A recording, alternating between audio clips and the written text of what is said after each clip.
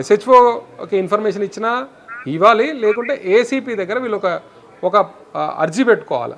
మేము పలానా ఈవెంట్ చేస్తూ ఉన్నాము, ఈ ఈవెంట్కు ఇంతమంది వచ్చే అవకాశం ఉంది, మా థియేటర్ కెపాసిటీ 5,000 కానీ ఇక్కడ 10,000 15,000 వచ్చే అవకాశం ఉంది. ఎక్స్పెక్టెడ్ క్రౌడ్ కూడా చెప్పాలి. ఇంతమందిని ఎక్స్పెక్ట్ చేస్తున్నాం, మాకు వస్తున్నటువంటి గెస్ట్ పలానా ఆయన ఉన్నాడు, అర్జున్ వస్తున్నాడు, లేకుంటే ప్రొడ్యూసర్ వస్తున్నాడు, లేకుంటే డైరెక్టర్ వస్తున్నాడు, పలానా వాళ్ళు వస్తున్నారు, కాబట్టి ఈ ఈవెంట్కు మాకు అవసరమైనటువంటి సెక్యూరిటీని అరేంజ్ చేయమని ఏసీపీకి ఆయన ఒక లెటర్ పెట్టుకోవాల్సి ఉంటుంది. మేనేజరో లేకుంటే యాజమాన్యం తరఫున, థియేటర్ తరఫున, సినిమా తరఫునైనా, సినిమాకు సంబంధించిన వాళ్ళైనా కానీ ఇప్పుడు అక్కడ వాళ్ళు ప్రమోషన్కి వెళ్తున్నారు కాబట్టి వాళ్ళైనా అక్కడ ఒక అర్జీ పెట్టుకోవాలి ఏసీపీకి. అర్జీ పెట్టుకున్నప్పుడు పోలీసులు దాన్ని పరిశీలిస్తారు. అక్కడ ఉన్నటువంటి క్రౌడ్ అంటే అక్కడ సీటింగ్ కెపాసిటీ ఎంత, స్టాండింగ్ కెపాసిటీ ఎంత, ఎంతమంది వస్తే అక్కడ కంట్రోల్ అవుతారు, ఒకవేళ పలానా హీరో వస్తే ఎంతమంది వచ్చే అవకాశం ఉంది, అల్లు అర్జున్ లాంటి వాళ్ళు వచ్చినట్టయితే 5,000 మందా 10,000 మందా ఎంతమంది వస్తారు, ఆ వెన్యూ సరిపోతుందా లేదా, ఇవన్నీ చూసి ఏసీపీ ఫీల్డ్ విజిట్కి వచ్చి ఏసీపీ రిపోర్ట్ రాసి ఇక్కడ ఇంతమందితోనైతే మీరు జరుపుకోవచ్చు, లేకుంటే లేదు, మీరు 5,000 మందితోనే జరుపుకోవాలి, లేకుంటే 2,000 మందితో జరుపుకోవాలి, ఈ కెపాసిటీ ఇంతే ఉంది.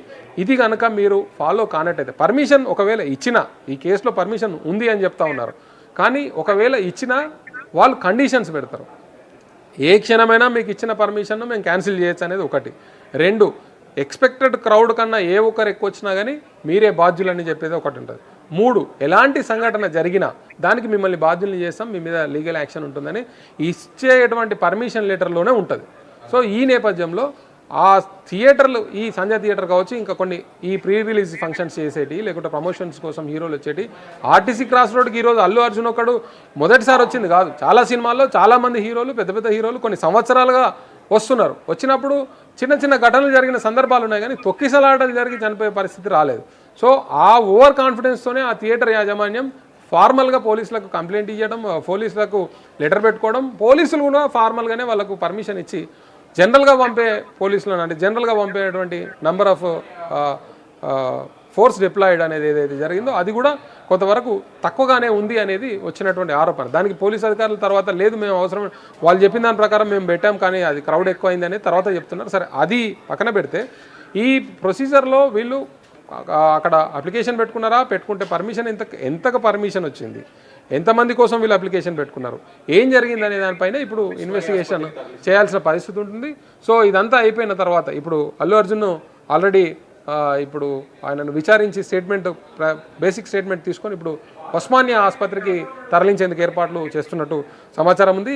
కొద్దిసేపట్లో ఆయనను ఉస్మానియాకు తరలించనున్నారు. మెడికల్ టెస్టులు, వైద్య పరీక్షలు నిర్వహించిన తర్వాత ఆయనను కోర్టులో ప్రొడ్యూస్ చేస్తారనేది మన దగ్గర సమాచారం ఉంది. మొత్తము వీళ్ళకి సంబంధించినటువంటి ఈ అల్లు అర్జున్కు సంబంధించిన అరెస్ట్ ప్రాసెస్ అయితే పూర్తిగా కంప్లీట్ అయింది. పోలీస్ స్టేషన్లో కూడా బేసిక్ ఇన్ఫర్మేషన్ తీసుకొని ప్రస్తుతము కన్సర్న్ మేజిస్ట్రేట్కి కూడా ఇన్ఫర్మేషన్ ఇచ్చినట్టు మన దగ్గర సమాచారం ఉంది. ఇన్ఫర్మేషన్ ఇచ్చిన తర్వాత ఫస్ట్ మన హాస్పిటల్కి తీసుకువెళ్ళి